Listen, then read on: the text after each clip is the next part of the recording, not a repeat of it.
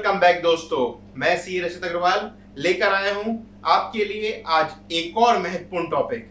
हाँ, जो आपके जीवन काल में बहुत ही महत्वपूर्ण है, क्योंकि लोन तो हर किसी को लेना होता है। आज के परिवेश में लोन लेने बिना लगभग काम नहीं चलता। 80% चीजें हम लोग जो चाहते हैं वो अगर हमें शॉर्ट टर्म में चाहिए तो लोन लेना पड़ता है, और लोन लेने में कोई बुराई भी नहीं है अगर आपके पास उसकी रीपेमेंट कैपेसिटी है। तो ऐसी कौन सी आज हम 7 बातें, सिर्फ 7 बातों पे बात करेंगे, जो 7 बातें अगर आप ध्यान रखें तो आपका लोन लेना हो सकता है बहुत आसान। कौन सी 7 बातें हैं ये? इन 7 बातों के बारे में हम लोग बात करेंगे एक एक करके। अगर आप इस पे ध्यान देना चाहते हैं तो एक पेपर पेन लेके आप इसे नोट डाउन कर लीजिए। मैं बाद में इसकी समरी भी आपको वीडियो के एंड में दूंगा, जिसमें आपके 7 पॉइंट्स कवर करेंगे। तो ध्यान दें इन 7 बातों पे जो है बहुत महत्वपूर्ण। पहली बात, हमें नॉर्मली जो लोन मिलता है वो किस बेसिस पे मिलता है? उसका सबसे इंपॉर्टेंट बेस क्या होता है? हमारी पहचान। हमारी पहचान कहां से पता चलेगी? वो पता चलेगी हमारे खुद के प्रमाण पत्र से, जो कि आधार कार्ड, पैन कार्ड और आपके और ऐसी जरूरी जानकारी वाले दस्तावेज जो आपकी खुद की जिसके आप कहते हैं आइडेंटिटी को बताते हैं। आपके पैन कार्ड और आधार कार्ड में नॉर्मली होता क्या है, आधार कार्ड आपका पैन कार्ड से लिंक नहीं होता है। कई बार आपके आधार कार्ड पे एड्रेस गलत लिखा होता है। आप किसी पुराने पते पे रहते थे और आपने उस एड्रेस को अपडेट नहीं कराया और आप बैंक लोन लेने जाते हैं। बैंक वाले आपका आधार पे एड्रेस वेरीफाई करते हैं, वो एड्रेस आपका दूसरा होता है। उसकी वजह से आपको हो सकता है हफ्ते 10 दिन रुकना पड़ जाए जब तक आपका आधार अपडेट हो। कई बार आधार अपडेट होने में ज्यादा समय भी लग जाता है, कई बार आपके डॉक्यूमेंट नहीं होते हैं। तो इसलिए अगर आप आगे फ्यूचर में कभी लोन लेना चाहते हैं या नहीं भी लेना चाहते हैं तो भी अपना पैन कार्ड, आधार एवं वोटर आईडी वगैरह सभी अपने जितने पहचान पत्र हैं उनको सबको अपडेट करके रखें, क्योंकि यहीं से आपकी पहचान होती है। दूसरा इंपॉर्टेंट एस्पेक्ट है जिसके बेसिस पे आपको लोन मिलता है वो है आपकी आय, क्योंकि कोई भी चीज जहां से आपको रीपेमेंट मिलता है वहीं पे आपको लोन दिया जाता है। चाहे वो व्यापार का लोन हो तो व्यापार का लोन आपकी व्यापार की आय पे दिया जाता है कि आप व्यापार में इतना पैसा कमा पाओगे कि नहीं कमा पाओगे, कि आप लोन को रीपेमेंट कर पाए कि नहीं। तो सबसे दूसरा मोस्ट इंपॉर्टेंट है अपने आयकर रिटर्न जरूर समय पे फाइल करें। कई बार क्या होता है, लोग समझते हैं मुझे तो अभी लोन नहीं लेना है, मैं आयकर रिटर्न क्यों सबमिट करूं? आय होते हुए भी आयकर रिटर्न नहीं फाइल करते हैं। कई बार ऐसा भी होता है कि मुझे क्या जरूरत है, इनकम टैक्स को क्यों डेटा मैं दूं? ये सब जो है ये आपके सिर्फ भ्रम है। आयकर रिटर्न के बहुत फायदे हैं। आपकी इनकम सब्सटेंशिएट करने के लिए सबसे पहला डॉक्यूमेंट है जो बैंक मानता है। इसलिए समय से अपने एवं अपने परिवार का आयकर रिटर्न भरें, जो आपको लोन देने में बहुत आसानी दे देगा। क्योंकि कोई भी बैंक में आप जाएंगे वो क्या मांगेंगे आपसे? आपके आयकर रिटर्न, आपकी आय को वेरीफाई करने के लिए। तीसरी बड़ी इंपॉर्टेंट चीज है इसी के साथ अपने व्यापार का आप जो ट्रांजैक्शन करें अधिकतर वो कहां से करें। नॉर्मली हम लोग क्या करते हैं, हम लोग मान लीजिए किराने की दुकान है या कपड़े की दुकान है, तो हम लोग नॉर्मली अपना बिजनेस किस में करते हैं? कैश में हमारी बिक्री हुई, हमने कैश में अपने व्यापारी को पेमेंट कर दिया। अब वो ट्रांजैक्शन तो आप बहुत कर रहे हैं, आपकी सेल भी हो रही है, और लेकिन वो ट्रांजैक्शन आपका बैंक में नहीं दिख रहा। और बैंक में ना दिखने की वजह से आप बैंक के पास जब लोन लेने जाते हैं तो बैंक पूछता है आपका ट्रांजैक्शन कहाँ है। तो आप कहते हो सर मैंने 50 लाख रुपए की सेल किया, 30 लाख की सेल की। वो कहता है 30 लाख की सेल आपने की, मैं कैसे मान लूं? उसके लिए वो कहता है आप मेरे को बैंक स्टेटमेंट दिखाइए जहां पे आपने ट्रांजैक्शन की है। और नॉर्मली हम व्यापारी उसमें व्यापार का जो ट्रांजैक्शन है वो अपने बैंक के खातों से नहीं करते हैं। तो होता क्या है, बैंक कहता है कि आपके बैंक में ट्रांजैक्शन नहीं है तो हम इस सेल को नहीं मान सकते। तो तीसरी महत्वपूर्ण चीज है कि जितने भी आप ट्रांजैक्शन करें अपने व्यापार के, वो अपने व्यापार के खाते से करें। ध्यान रखें, सेविंग खाते से नहीं, व्यापार के खाते से।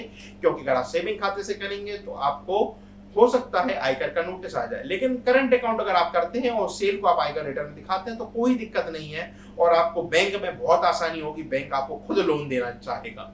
चौथी जो इंपॉर्टेंट बात है, हम लोग कई बार क्या करते हैं, हमें जीएसटी, मान लो हम जीएसटी के दायरे में नहीं आते हैं और हम व्यापार करते हैं तो हम लोग रजिस्ट्रेशन ही नहीं कराते अपना। अब इसका कारण, इससे होता क्या है कि हमने जीएसटी का रजिस्ट्रेशन तो नहीं लिया और हमने कोई रजिस्ट्रेशन भी नहीं लिया।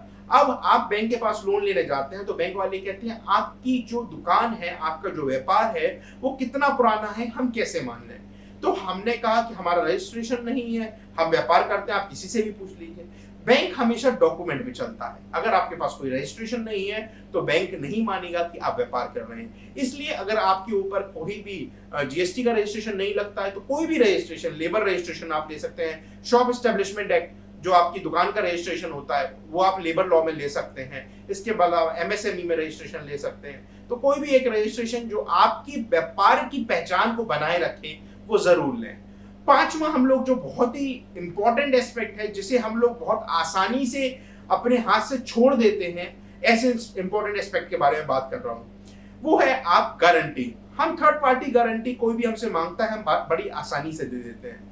क्या आप जानते हैं इस गारंटी का मतलब क्या होता है? इस गारंटी का मतलब होता है जैसे कि आपने खुद ने लोन लिया हो, अगर वो आदमी कभी 1 महीने किसी किस्त को समय पे जमा नहीं कर पाया तो उसका असर आपकी क्रेडिट स्कोर पे होता है, आपकी खुद की जो लोन लेने की क्षमता है उस पर अफेक्ट करता है। और अगर मान लीजिए वो लोन चुका ही नहीं पाता तो आप कभी जीवन में लोन नहीं ले पाएंगे। तो इस चीज का विशेष ध्यान दें। हम लोग नॉर्मली क्या होता है, हमारे किसी मित्र ने, किसी ने भी अपना गारंटी मांगी, हमने उसको गारंटी दे दी, लेकिन उसके जो दुष्परिणाम है वो हमें बाद में पता चलते हैं। इसलिए हमेशा ध्यान दें, गारंटी तब तक ना दें जब तक वो आपका स्वयं ना हो। मतलब कि अगर घर की कोई गारंटी है, आपको लगता है कि ये मैं ही लोन ले रहा हूं या मेरा भाई लोन ले रहा है, उसकी गारंटी मेरा देना अनिवार्य है, तब तक आप गारंटी किसी की ना दें। पांचवा बहुत महत्वपूर्ण जो है, जो सबसे पहले बैंक आपका चेक करता है, वो है आपका क्रेडिट स्कोर। अब क्रेडिट स्कोर में छठा जो हमारा क्रेडिट स्कोर है उसमें होता क्या है? क्रेडिट स्कोर हम लोग नॉर्मली मेंटेन कैसे होता है? जब भी आप किसी बैंक में जाएंगे आपसे आपका पैन कार्ड, आधार कार्ड लिया जाएगा, बैंक आपकी सिविल स्कोर निकालेगा। सिविल जो रेटिंग स्कोर, हम सिविल, एक्सपीरियन, 4 तरह की रेटिंग एजेंसी होती है, क्रेफ, और एक चौथी एजेंसी आपकी जो है एक्सपीरियन, एक और चौथी एजेंसी और होती है। 4 एजेंसी मिलके आपकी रेटिंग करती हैं। अब होता क्या है, जब ये रेटिंग करती हैं तो रेटिंग के पॉइंट्स के बेसिस पे आपका क्रेडिट स्कोर माना जाता है। जितना अच्छा आपका रेटिंग उतना कम ब्याज, उतनी आसानी से बैंक आपको लोन दे सकता है। फिर हर बैंक मैनेजर की पावर निर्धारित है कि अगर आपका स्कोर उससे कम आता है तो बैंक मैनेजर आपको लोन नहीं दे सकता। आपके डॉक्यूमेंट सब अच्छे हैं, आप सब अच्छा व्यापार करते हैं, फिर भी लेकिन आपका स्कोर खराब हो गया तो आपको लोन नहीं मिलेगा। इसमें एक महत्वपूर्ण चीज जो मैं आपको बताना चाहूंगा, नॉर्मली हम लोग की एक हैबिट बन गई है आजकल क्रेडिट कार्ड लेने की। क्रेडिट कार्ड एक ऐसी चीज है जो आपके क्रेडिट स्कोर को बहुत जल्दी बना सकता है और बहुत ही जल्दी खराब कर सकता है। अगर आप क्रेडिट कार्ड की 2 दिन किस्त 2 दिन लेट भी आपने दी तो आपके स्कोर पे बहुत भारी फर्क पड़ता है। और हम लोग क्या सोचते हैं, अरे 2 दिन ही हुआ, कोई बात नहीं, हमें ब्याज लग गया, हमने ब्याज दे दिया। वो ब्याज जो आप ओवर ड्यू का देते हैं उससे आपकी सिविल जो है बहुत तेजी से गिरती है। और हम लोग ये लगभग हमारी आज की जो यंग बच्चे हैं, लड़के हैं, वो सभी क्रेडिट कार्ड यूज करते हैं। और क्रेडिट कार्ड यूज करते हुए हम लोग ये गलतियां कर बैठते हैं और बाद में जब सिविल इसको खराब होता है तब हमें समझ में आता है कि हमने क्या गलती कर बैठी। तो इस चीज का विशेष ध्यान दें कि हम लोग अपने क्रेडिट स्कोर को अच्छा बना के चलें।